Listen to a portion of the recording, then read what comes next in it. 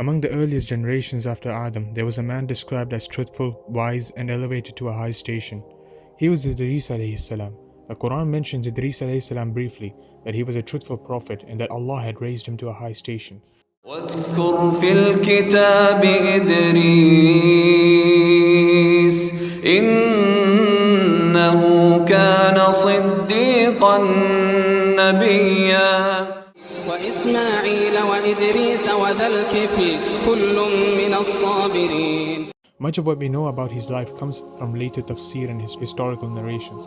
These are neither fully confirmed nor entirely rejected, so long as they do not contradict the core teachings of Islam. Idris alayhi salam is described in many traditions as being from the descendants of Sheet alayhi salam, the son of Adam. He lived among the early generations of humanity, at a time when society was still taking shape. He is often associated with knowledge and reflection. It is said that he would observe the stars and ponder upon the vastness of the universe. Some traditions describe him as among the first to write, to stitch garments, and to bring structure to human life, even contributing to the building of early settlements. During this time, people began to divide.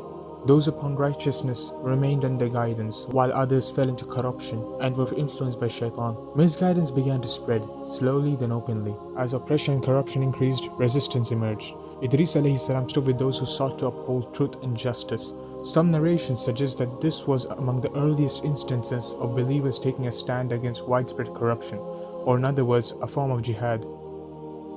Idris alayhi salam and his followers eventually moved towards another land in the west, where he continued to guide his people, teaching them acts of worship, discipline, charity, fasting, and righteousness. Some narrations describe details surrounding the end of his life.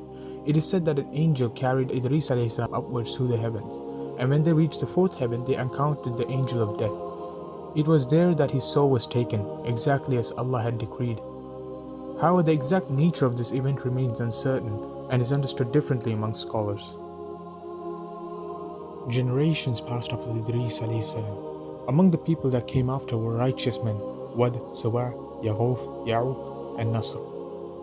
They guided people toward good, and when they passed away, their people were overcome with grief.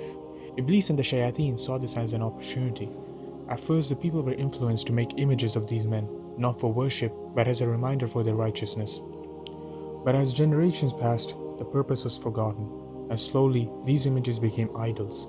And these idols became objects of worship, as for the first time shirk entered humanity. And from this corruption would eventually emerge the time of Nuh alayhi salam and the great flood. Jazakallahu khair for listening. Assalamu alaikum wa rahmatullahi wa barakatuh.